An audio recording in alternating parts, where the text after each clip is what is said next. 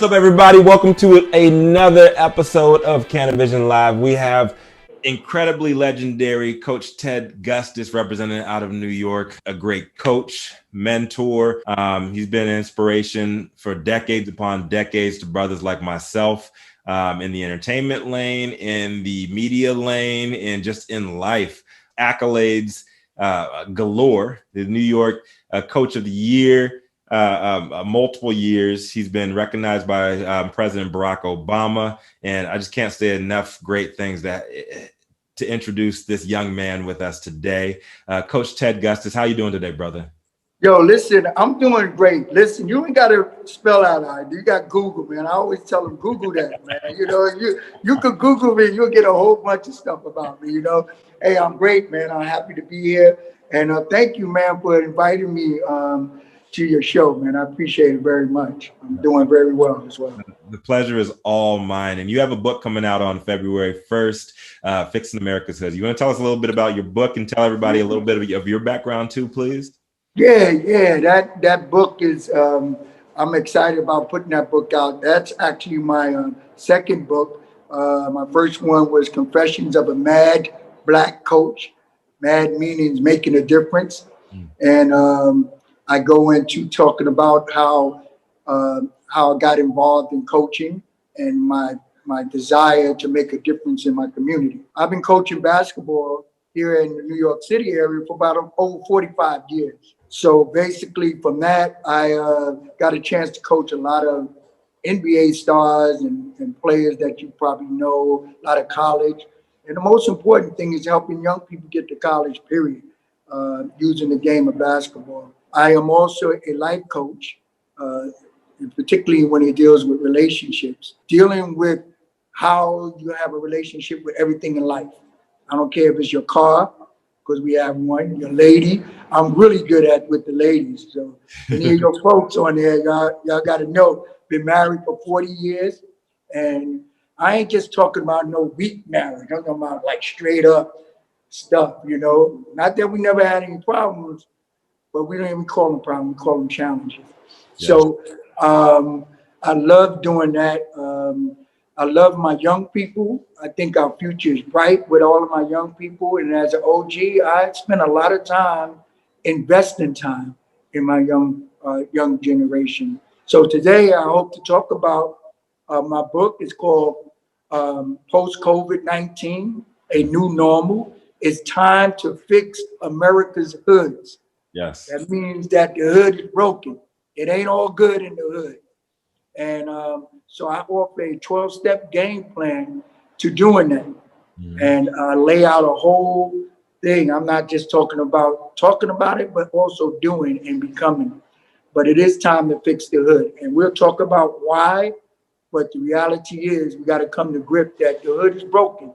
I call it America's Hood because it's a product that was created in this country. 100% made in USA. Yes. Is a product that is broken. And anytime America has a product that is broken, they look to bring that product and recall it and fix it.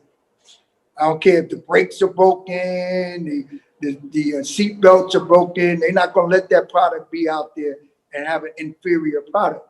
So basically, the hood as it is, definitely not good at all. And COVID-19 was a perfect example of how bad we are. We couldn't even save our grandmothers, our children, our uncles, all dying. We got to wake up. This is so important now because this pandemic has showed us that we are vulnerable in some of the behaviors that we have conducted ourselves over the years. There's some things that we could directly do.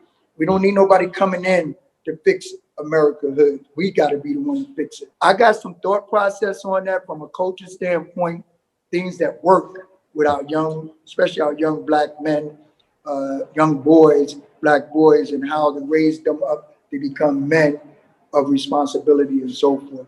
We are male by birth, man by choice. Male by birth, man by choice. We don't need male role models. We need men role models. We got enough male role models. A cockroach could be a male. A dog could be a male. Yeah. So when I hear people say male, we need male role models, I'm like, oh God, no, we don't. We got enough of them. Because when they make babies on the street, they don't protect their seed. You know, you see two dogs hook up on the street. Right. Is it whatever goes down, go down. Everybody go their way.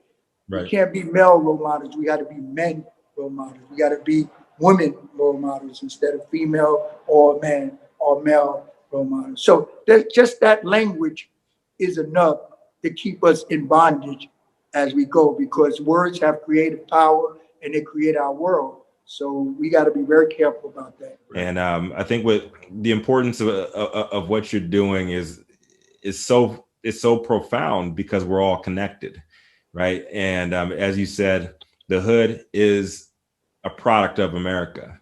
I'm always seeing America through the lens of the cannabis industry, whether it's on the THC side or the CBD side. We're all connected. America, everybody loves America in the world. And our biggest export is culture, right? I would say a conservative amount of that culture, 90% of that, 95% of that is Black. The Black community is the hood. And what you're doing here with the 12-step program, a lot of us are familiar with, is all about rehabilitation, correct? Exactly, because what happens is we have the first step of the 12-step game plan. I call it game plan because I'm a coach. What does a coach do? A coach is like a coach bus, coach train, coach plane. Find out where you want to go and help you get there, get to your final destination. So Right. That's what I do. I do three things. I do one, I have a game plan. I recruit players like you to fit the game plan, and then we go out and execute. That's the whole thing that is in a nutshell. And I call us a product. Somebody asked me, how you gonna call Blacks products or people from the hood products? Because we came here as a product. Let's not get it twisted.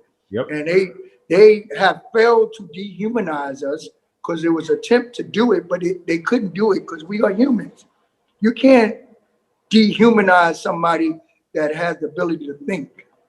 And we have the ability to think. So what happens? It fell.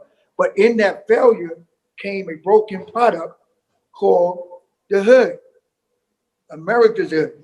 And I call it America's hood with the apostrophe S, and I put a TM on the end of it because it is a product that belongs here. We went through the process. That's how we got to this point. Right. What makes us broken?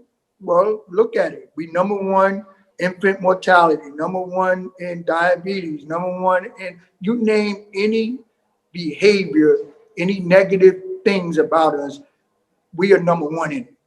Right. That means we broken. And you know what? I just had a brother-in-law that just passed, right? Right. And I'm sorry. And what happened is, when the medical examiners came back to tell us why he died, they list that he had a natural death. But then they said he had a natural death. He died of natural causes. And then they said, but he had diabetes, he had high blood pressure, he had something wrong with the prostate, and then you also had hypertension. But that's a natural cause in Black men. Think about that.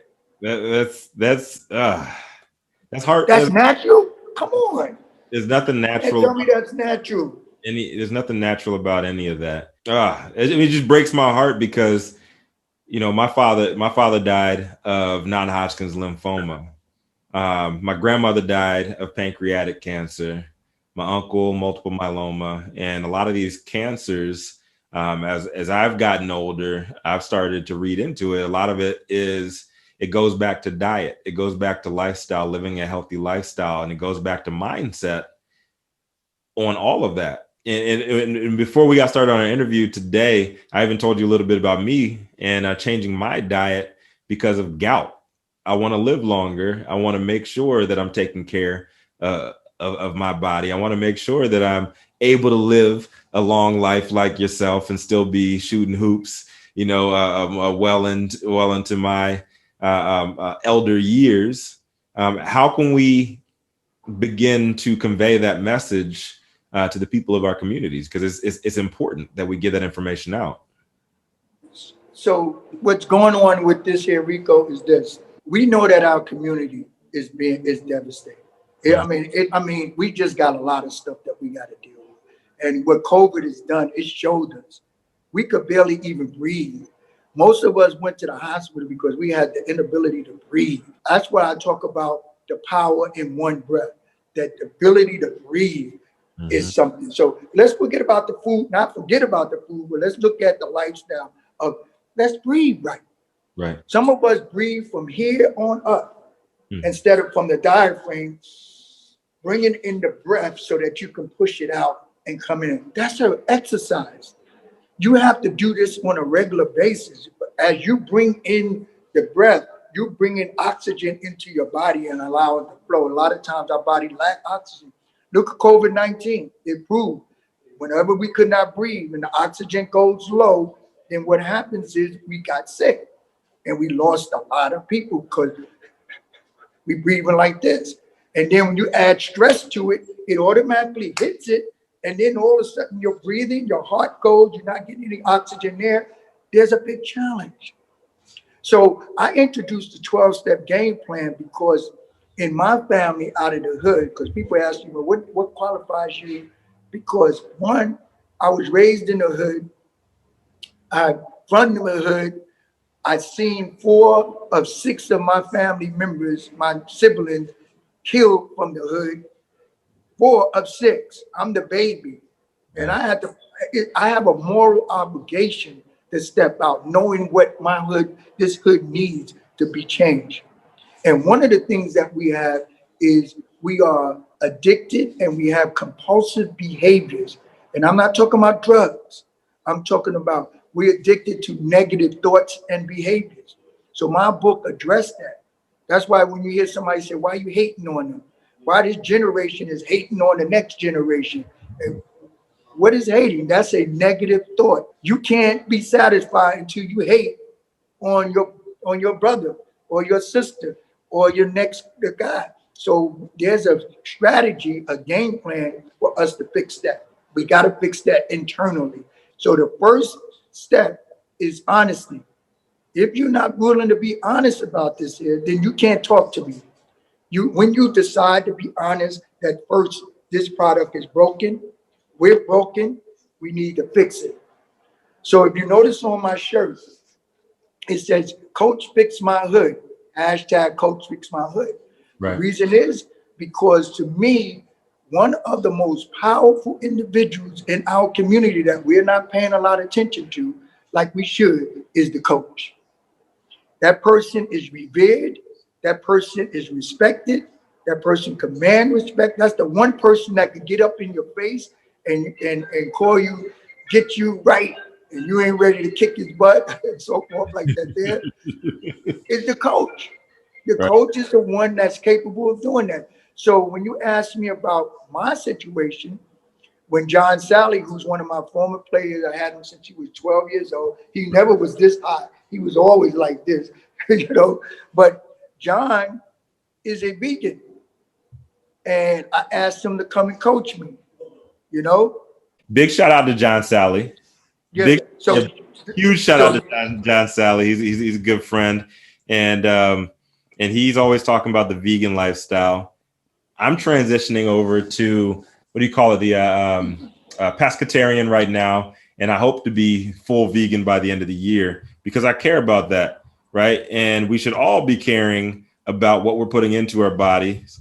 And we were never meant to be eating on so much meat.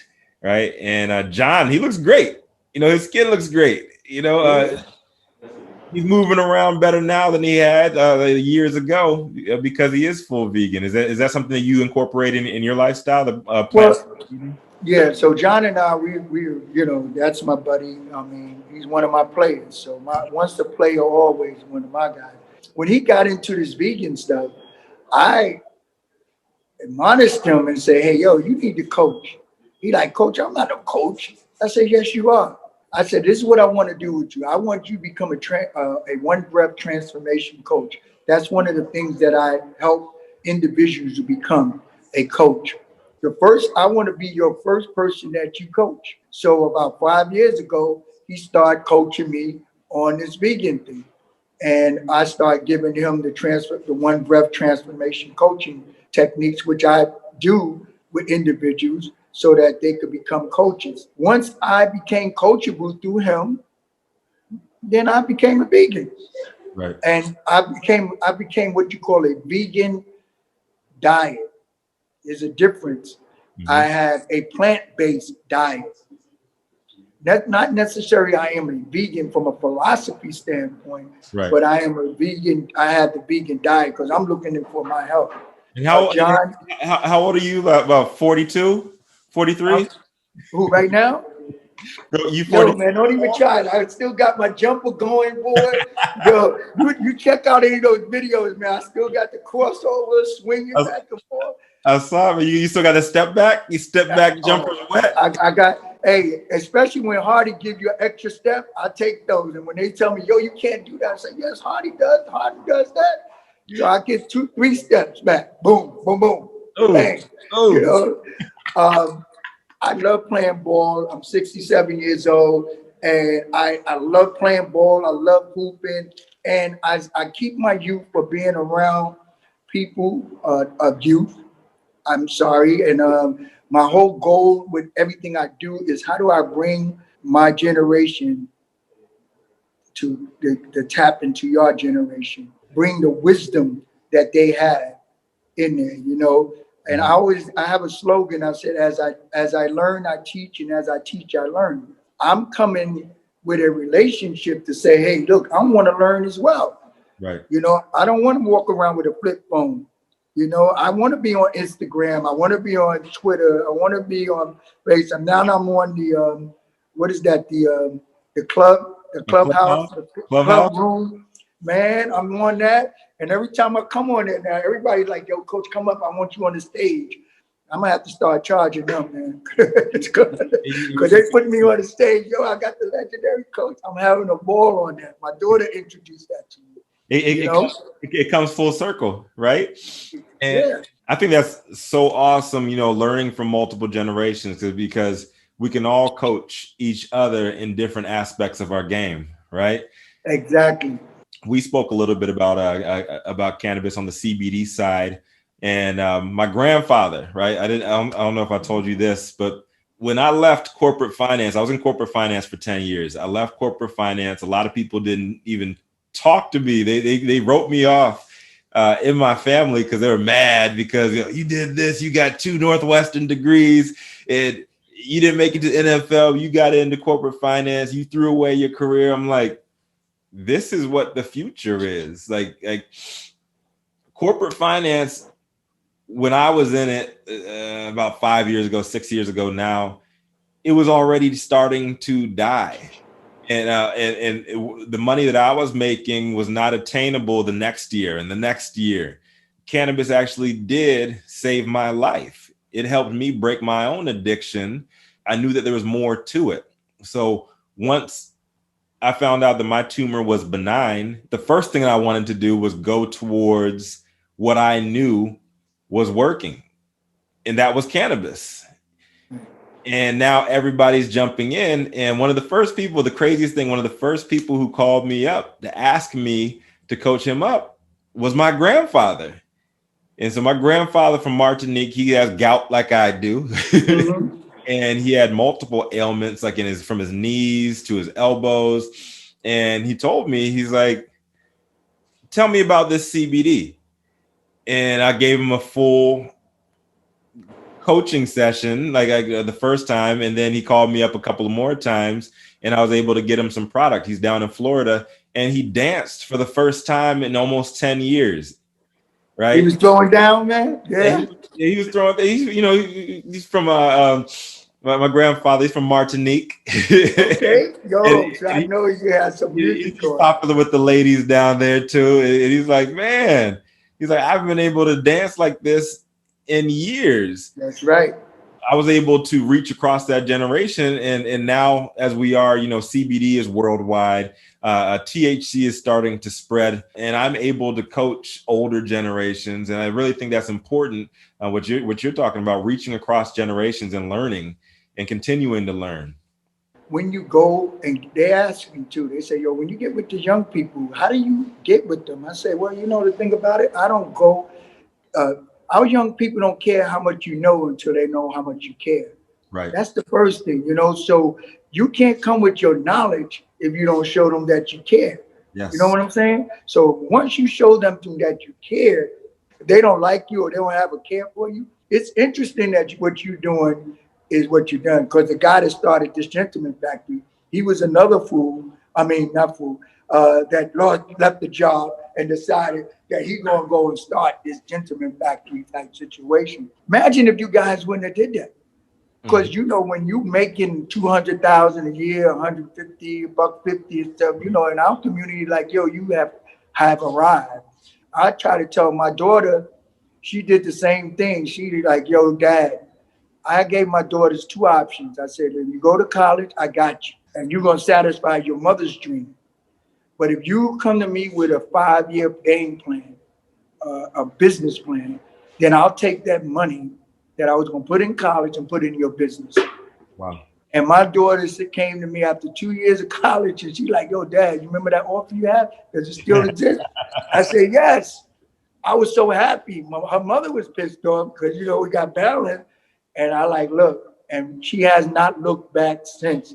And her husband is like the king and queen of business, You guys need the support. You know what? Let me just say this to your young listeners as well. And if you ain't got any OGs, but after you put me on, the OG is gonna be watching this too. Why would you want to take an 800 credit score to your grave? Yes. You tell me that. That bugs me out. My father used to tell me, man, I got an 800 credit score. I said, you do? So that means we could buy a couple of buildings and everything. I got the money because I'm working. But that 800 credit score I need. Yeah, no, you ain't messing up my credit score. I said, but you're going to take it to the grave with you, 800 going 6 feet down low when I could have been using it. What we have to do is change that thinking. And that's one of the things I talk about in my book. Don't take your credit scores to the grave with you. Use them. Oh, I ain't going to let him mess my credit score up. Well, while you're alive, you could be right on top of it. Right. But this is some of the things that generationally that we can do in setting up trust funds. And what's the importance of that? How do you control everything from the grave when you're in the grave? Right. You can't. My grandmother died. My father died. I had multiple uncles, aunts died of cancer. I was blessed to have a benign tumor. And they're like, okay, you're making this much money. You're making more money than any of us have made generation to generation. Why would you quit? I'm like, I can't bring any of that money to the grave with me. Number one, I can't bring any of that knowledge to the grave with me. But you know what helped me break my addiction is cannabis. I want to dive deeper into that. Can't go back in time and explain why I had a benign tumor and everybody else in my family had a malignant tumor. But the one thing I can say was I was the only one that was constantly consuming cannabis. And one thing I can say is since I switched my diet up and it became a lot more plant-based, I haven't had one gout flare up, knock on wood. No. And by the way, that's not an accident. Some people say, like my father had diabetes. My father had prostate. My father had high blood pressure. I have none of those things. You know why? Because all it takes is a decision. They have convinced us. See, this is how this thing works. They convinced us that it's generational. Oh, because your dad had it. But my dad was eating chitlins and every kind of other lins. That wasn't me. So I made a decision.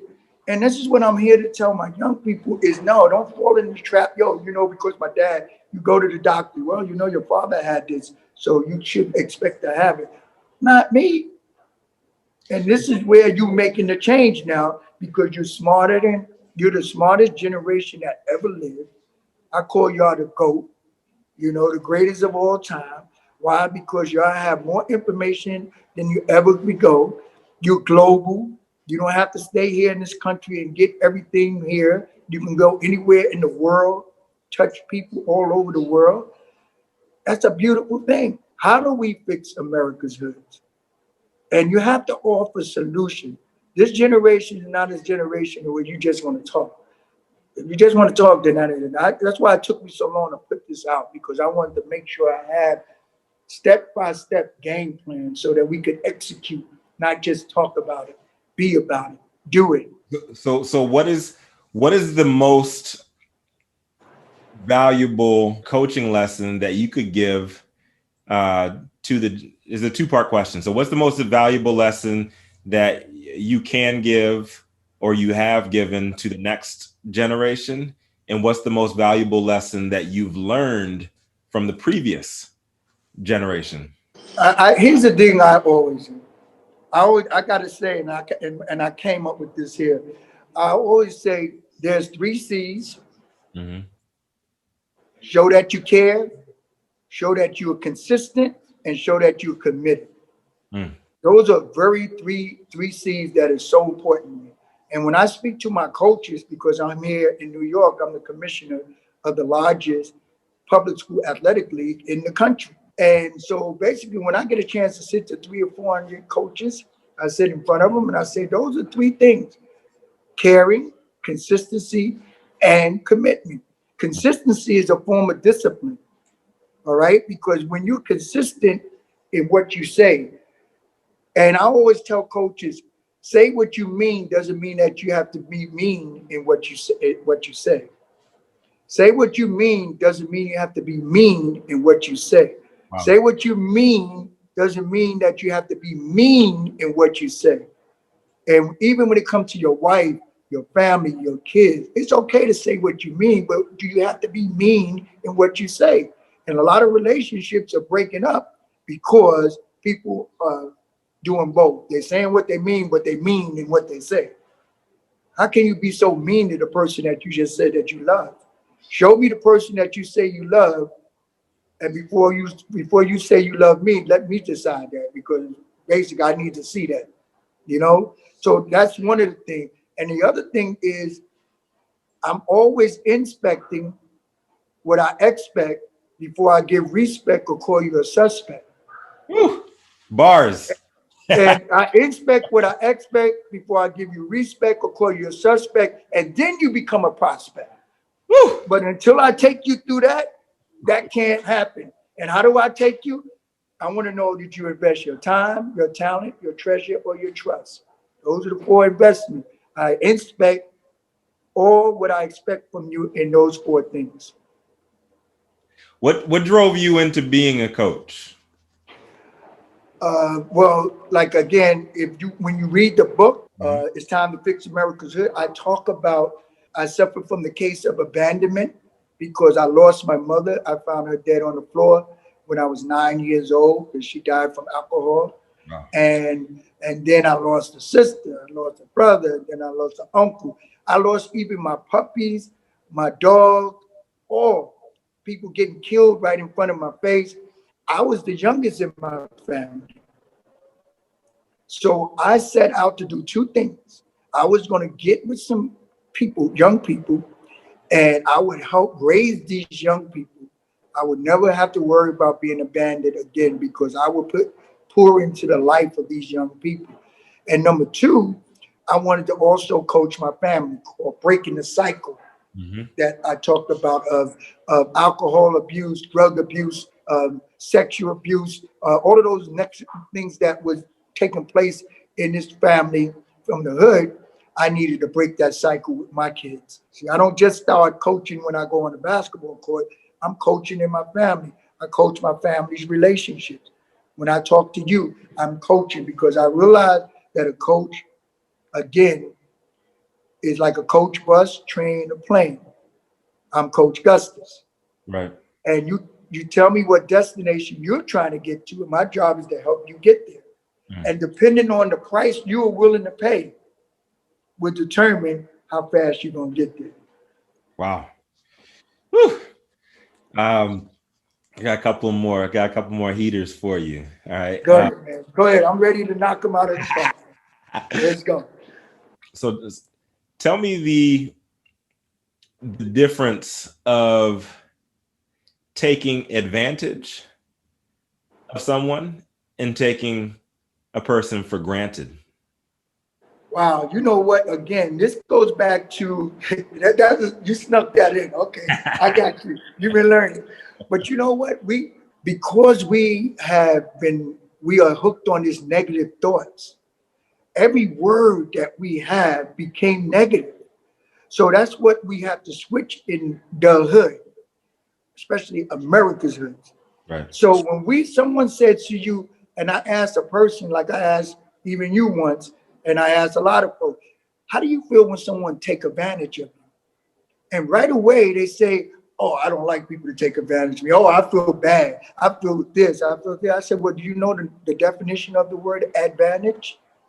Advantage means to add advantage, to advance someone. So I look forward to individuals to take advantage of me. In fact, I get pissed off if you don't take advantage of me. So I have a relationship with you, and me and you, and I'm not just going to come in a relationship and say, hey, are you taking advantage of me? Because I want to take advantage of you. Whatever skills, talent, and abilities that you bring to the table, I need to take advantage of. And I want you to take advantage of my skills, talent, and ability. Now, what I don't want you to do is take me for granted. Because when you take me for granted, that means that you think I'm going to be there regardless. If you borrow money from me and you don't pay it back, you're taking me for granted. That's not taking advantage, because you took advantage by me giving you money. Right. I don't have a problem with that. You're taking me for granted when you don't give it back at the time that you said you was going to give it back. So there's a distinct difference. And they like, well, those are just words. Words have power. Words are seeds. Seeds take roots. And when those seeds take root, they grow inside of us and they become us. I always tell people, young, especially men, in my relationship workshops, I always tell men, I said, look, you got to understand, you are the giver and the women are the receivers. It's always going to be that way. They were, what are you talking about? Well, you mean to tell me I got to give? Whatever you want out of that woman, you got to give. And she can give back to you 100-fold. And then you got church folks don't even understand that. Because the first thing I asked young men, I said, what is it that you want from that woman? And they start telling me what they want. Oh, she got to have this, she got to have that, she got to have that. No. Whatever you want, you got to put into her, a seed into her, and nurture that seed, water that seed, bring it up. And eventually you'll be eating from the harvest, like that little child you have right now. Beautiful. When you hug it and hold it, that's your seed. You have a responsibility to protect your seed. And you have to have the ability to respond to protect your seed. So when you plant a seed, you don't just walk away from it, because when you do that, what you're looking at is a challenge there. You know, you're looking to make sure that you are there to protect the seed. If you call a woman a bitch, you know how many bitches you're going to get? You're going to get 100 little bitches running around. Because they are designed to take in, they are the earth. They are designed to take in and give you back 100-fold. That's like you going to somewhere and you plant orange seeds and you're expecting orange seeds. So when you go back to inspect what you expect, you're expecting orange seeds. Then why are you asking for apples? Why are you asking for bananas? You planted orange seeds. So the same thing when I talk about relationship with your woman. If you plant a seed in there, expect her to give it back. And men, always remember, men, for every 300 words that we speak, women speak 3,000. For every 300, 3,000. So if you call her a bitch one time, One guy told me, I only call her bitch one time. Now she's been calling me bitch for the last 6 months. I said, you know why? Because you call her bitch one time. It took root, and now your harvest is bitch, bitch, bitch. You know what I'm saying? Right. So if you want money, you put money in. You want love, you put love in. You want respect, you put respect in. Whatever it is, we have the ability as men to put in what we want out. Right. And I had to learn that. But once I learned it and I got it and I understood it, I'm like, wow, I got to protect my seed. Why do you think I called you up after I met you? Right. Why? Because I saw fertile ground and I planted seeds. And my whole idea is I cannot allow me to walk away from it, because biblical thing, they said that the fowls of the earth would come down and snatch the seed out before it even takes root. You see what I'm saying? So I come back and I'm like, yo, Rico, what happened? I thought I planted a great seed in there. You like, I don't know, man. Somebody took it out. You know, and that's why you got scarecrows. Because scarecrows, you put the scarecrow up to do what? Stop the negative thoughts, the negative ideas, the negative were coming back in and snatching it out. I'm telling you how great you are, and then here comes somebody else gonna snatch that seed out and put it in there like, oh, coach, tell you you're great. That dude don't know what he's talking about. So I spell it out. It was bubbling inside me. I would spell it out and say, hey, I got to put this in writing. I got to get this in. And once I get it into my young people, then we good to go. Right. That's my legacy. So I need to be, hey, guys, we got to fix the hood. It's not all good in the hood, you know?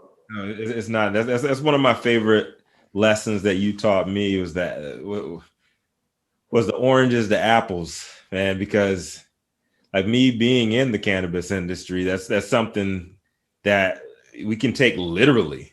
You know, you can't plant one product and expect to reap something else.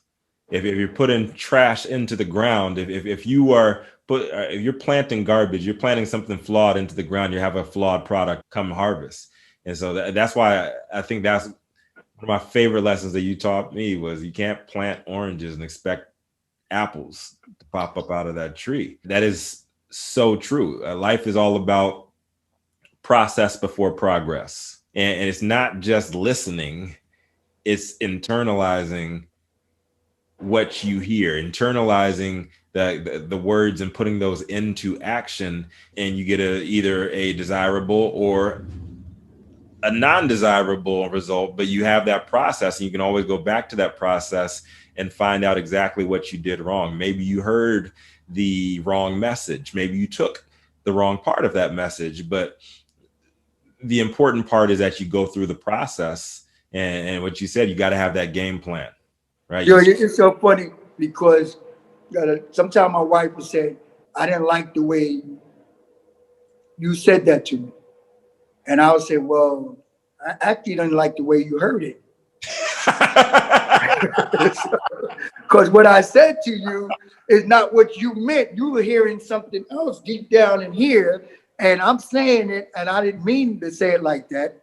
But also, I didn't like the way you heard it, because you heard it a kind of way. And women have a tendency of doing it, because what they do is they have something in their mind already, and it's set. That's the reason why I always tell us men, don't talk to them, talk in them. Right.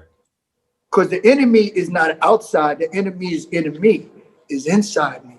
So therefore, when I want to get inside a person, I want to talk in them. I don't want to talk on the outside of them. I don't want to talk to them. I want to go in.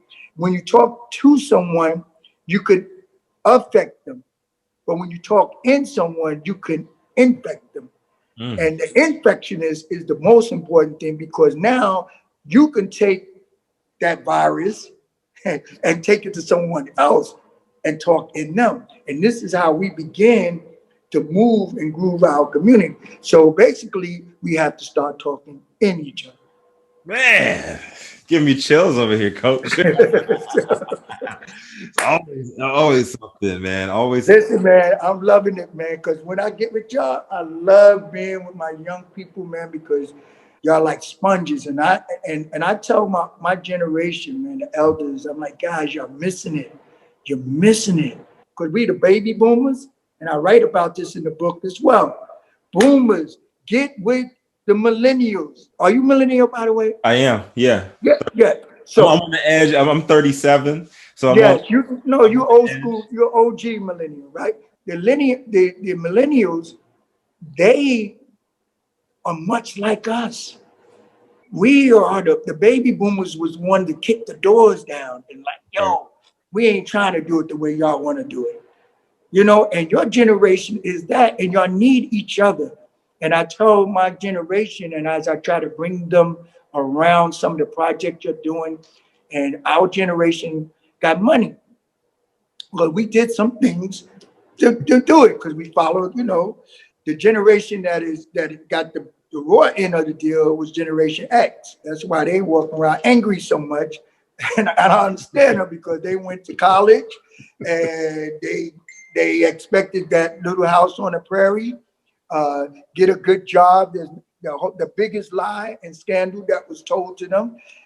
Every time I go and speak, I always apologize because we didn't know any better. We thought that if we get all our kids education from the institutions, that they would be able to be successful and go out and work for somebody. Right. Now here come you guys like, yo, we ain't trying to do that. I'm going to YouTube University and YouTube University to learn my stuff.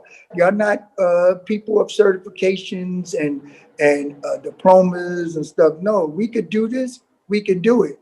Now we're going to go out and make it happen. And I ain't mad at y'all because y'all have all the technology to make it happen. The importance is knowing what happened before us so we can expedite a desirable outcome. And I think that's a lot of the disconnect that was lost with a lot of the Gen Xers. My partner Fred, he's from Gen X, but he was able, like through the military, see through a lot of that stuff and actually see through what was going on behind the scenes and why a lot of his generation did not receive a lot of the baby boomers actually kicked down the door for, right? Mm-hmm.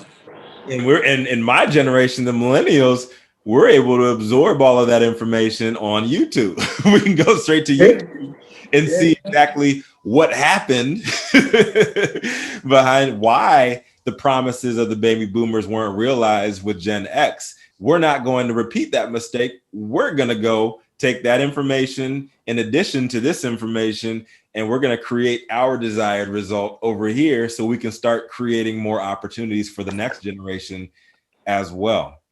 I'm proud of that move, man, because that's so important, man. And I tell people, I'm here to use the power of my one breath to breathe life into you guys. Yes. That's that one breath that breathes life into you. It's so important. My lungs have been opened. And that's what it's all about, because we got to be careful, but I can't breathe. All these negative things that they keep pushing in our way. We got to move away. Take my breath away. I can't breathe. Those are all death sentences. Do you know that every time I do this, I'm ushering in my ancestors, my mother, my sister, my brother. So when I do my deep breath coming from my diaphragm, that's what I'm doing. That's why they never die. They have what they call eternal breath. But it only becomes eternal as long as we breathe it in. So that's why when you hear and we close the circle, I say one breath, you say breathe life. I'm bringing it in, pushing it back to you, and we rocking and rolling. And it puts a little bit of settlement into your mindset. When you at that free throw line, right? And this is what I teach. You doing what? So first thing you got to do is what? Take that one breath. Because you know why? You have the spectators, you got the fans, you got the hecklers, you got all in life trying to help stop you from reaching your goal, which is to score some buckets. You can't allow that to happen. So you take that one breath and make it happen, So I relate everything to life lessons and life things. And hopefully what my goal is to connect. I got some great stories in there about some of the things that I did that actually worked, that was not traditional or conventional. Stuff has not worked. We still below the 2 percentile in financial. 50 years now. I've been through the 50 years. And we still below the 2%. Our net worth in Boston, the per family is $8 compared to 243,000. What have we been doing? That's what I've talked about, being honest. If we honest, we have to tell our young people, what we did. We worked for people, we got jobs, but that did not help us. So I see what y'all doing. That's the way to go. Right. Now y'all need to get the support. Rehabilitation. So yes, you got to do it. You have put together a 12-step program for us to look to, and I can't wait to dig in on February 1st and crack into that book. We're gonna be talking more about that book, and I can't wait to have you on again so we can review. I'm gonna go deep. I'm gonna go deep on that. Also, are you gonna be doing an audio version? We're gonna actually be doing an audio. So this is a pre-sale that we're getting ready to set up that they're doing for us. So the pre-sale is gonna be coming out, and then there's a move that I need us to make. I don't want to put a book out and we're not making no move. We got a lot of intellectuals that put books out. This is personal to me. This is a personal thing. I lived this, and I lived it in different angles. I lived it as a child. Mm-hmm. I elected to remain in the hood so that I could have impact. That was an election. I could live anywhere I wanted to, anywhere how I wanted, and took a chance of raising my own kids in that hood, because normally we should say, basically get a good education and move out the hood. That means all our values, everything that is needed for the hood to be anything, we left. We decayed the community. And then professionally, I taught in the hood. So people saw a teacher. They saw a coach that they saw on TV. They saw in the newspaper. They see all that. So a kid could touch me and say, "Oh, that go Coach Gustus, man. Oh, we saw you on TV last night. Yo, that's all right. Come over here. Let's talk." And they could feel and like, yo, he ain't a foreign person. Mm-hmm. So I offer some tips and some game plan and strategy for those type of things. I offer tips and strategies with business. I got people in there that are communicating their thoughts about things as well. So it's one of those kind of books that really brings, and then our allies are very important as well. Mm-hmm. Those people, we also show them how to not feel guilty about what it is. A product is a product. You have an opportunity to fix this product. Don't feel guilty. We're not looking for the blame game, the shame game, and anything like that there. We don't need no sympathy and so forth. We're intelligent. We can do this. Only thing we don't want is blockers. That's the thing. The blockers is the one that, you're constantly trying to block us from accomplishing what we got to do.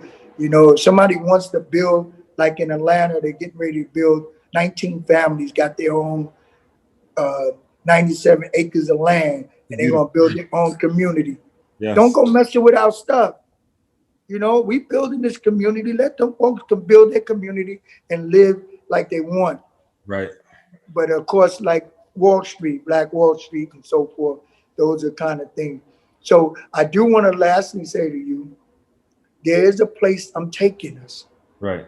So it's not just fix America's hood, because always remember that there's something in the name. If it wasn't something in the name, they wouldn't have whipped Kunta Kinte and Roots as long as they did until he changed his name. So there's something in the name. If it wasn't something in the names, Saul would have been still Saul instead of Paul. Right. And the changes of the name. Why do we change names? Because what you identify with, you become. Yes. So we have to be conscious of that. So we have to also begin to change. Black folks, we done changed our name 1,000 times. We got a lot of names. We've been Negroes, urban, you name colored folks. How many names we got, man? We confused as heck. Way too many. Well, I'm getting ready to introduce another name to confuse us even more. And I call us the global majority citizen. Love that. That's who we are. We are a global majority citizen, and our youngsters got to go global. The world is who we are. The globe is who we are. We're not. Everything is not right here in the United States. And we got more people in this country now from all the different islands and so forth that we could establish that global majority citizenship and global majority community. And that's what we build in here. So you're going to hear more about that and how we want to do that. So we're going to talk about that, But you're going to need to smoke a lot of weed for this, though. No, I'm just joking. Hey, yeah. Got to be right on page. It'll be clean, though. So it'll be clean. So I won't be all spaced out or anything like that. I'll just be on a level where I can shut up. Yeah. You know what? It's amazing, man. It's amazing. It's amazing how the weed thing and the reapers and all that, Mary Jane, we used to call it just to keep it away from the cops. And I never, ever smoked weed. There's no need to. And I think that's the beauty of where we are right now. And we spoke a little bit about my grandfather reaching out to me. Everything he was doing was topical. Yeah, right. And when we break it down, right, throughout all of history, when you go back to the tombs of the ancient Egyptians, the tombs of the ancient Mayan civilizations, they were all buried with cannabis. They all had their cannabis stashed with them that they were buried with. Like, this is ancient medicine.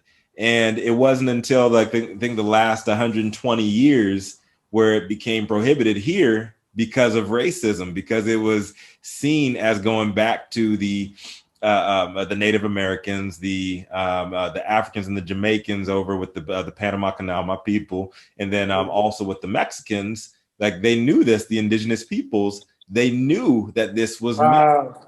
Wow, I didn't know that, man. Yeah, they knew that it was medicine, and now it's coming full circle, and it's being seen as medicine. And I love the fact that now we're getting past this whole opioid kick, like, oh, it's a crisis. Like, nah, like, y'all wanted to make more money and y'all wanted to extract more money out of generations. And now it's coming back to bite y'all in the ass. But you know what helped me kick my opioid addiction was cannabis. I didn't know the science of it. And my grandfather reached out to me. I was able to pass that knowledge up a generation, and it's not addictive either. So my last question to you is, now we see Adam Silver with the NBA. They're no longer testing for THC. You see all these other sports leagues, they're not testing, and you see various levels of whether they're available to invest, whether they're available to consume. Where do you see the next generation, not necessarily smoking it because you're actually affecting your lungs there, but I see it more as a tool for recovery. Where do you see the next generation being able to capitalize off of cannabis? So it's great you asked that question, because I use the CBD type product. What you asking when this game is over? Mm-hmm. When game was over, game over, we got a game over product that is coming out. Hold up. You gotta get some product. You already in. Okay. So what happens is, you talk about the older generation and so forth. When the game is over, what do you do to get your body to recover quickly? And I still like to hoop. I'm running up and down the court. I'm coming down. But this game over product, man, that I've been using all over my bodies and so forth like that, man, what I love about it is it allowed me to recover so quickly. And I remember I couldn't play 3 days in a row. Because being an older person, but now I've been up and down the court 3 days in a row. So if you catch me on the second day, you might get it, So I say that to you because the elderly generation and all of us, they need this. And I've been taking little portions and giving it to some of my buddies and people, because every time I play in the 50 and over league, when I was, and I would go in the locker room after killing young people because they 50 and I was 60, and they would ask me what I was doing. And, and these are the kind of things that I use that are natural and that ain't going to hurt your body. And it helps with the inflammation that Right. we're going to you get naturally as you get older. So these are some of the things. I spent a lot of years hanging out with the NBA legends. Right. And to see how many NBA legends barely could walk up the stairs. They got canes, they got all of this stuff because they was brutal on their legs. Back in the day, we would take a shot just to play a game. Right. And the OGs, they get mad with the young people because they like, yo, my leg is hurt. I ain't taking no shot. You're going to have to wait till this recovers. And I don't blame them. So the CBD becomes that product. We got to give it where it is. You guys have brought it up to the forefront. Right. It is what it is. And you're absolutely right. There's so many different ways that you can use this here. And I learned that from, again, John, Sally. Shout out, So, John. What up? Yeah, What up, there you John? go. John is doing his work. John got What's me on Sally? a diet. I don't call it diet. I call it lifestyle. Right. And then with the CBD, the other thing is when COVID came by my house, John sent me some stuff in the mail overnight. And let me tell you, it came from Brazil or something like that there, and some natural stuff, but it knocked it out like this because that's what he does. So what I'm saying is, if you do those things, I need to learn from you. Right. This is what's going to keep me up. I don't always got to go to the doctor. I'm not a doctor type person. Mm-hmm. I like to look into the natural. I go to them just to examine my body to see what's wrong, and then I'm not taking any synthetic stuff to put in my body. I need some of the natural stuff. Right. This CBD, yo, From the earth. it's off the brain. So when the game is over, you pull out the game over CBD, the game over lotion, the game over what's name. That's it. That's where you go at. The game over shower stuff, whatever it is that you want to do. I can't That's wait. where we're going. Yeah, Yes.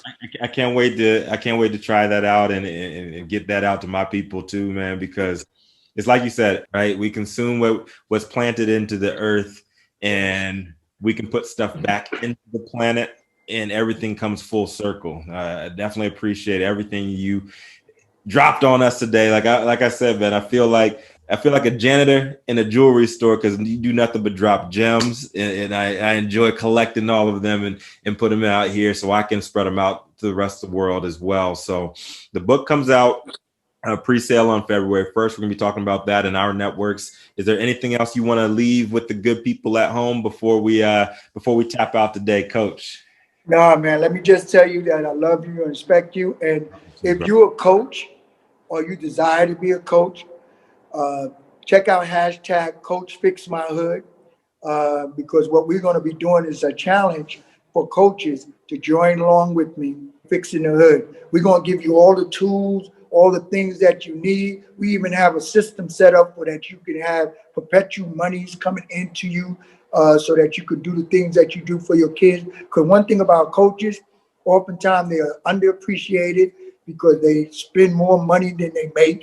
For sure, because I've been one of those coaches, because we're never going to see a kid go starving that need food and so forth. So I'm reaching out to all the coaches, hashtag Coach Fix My Hood.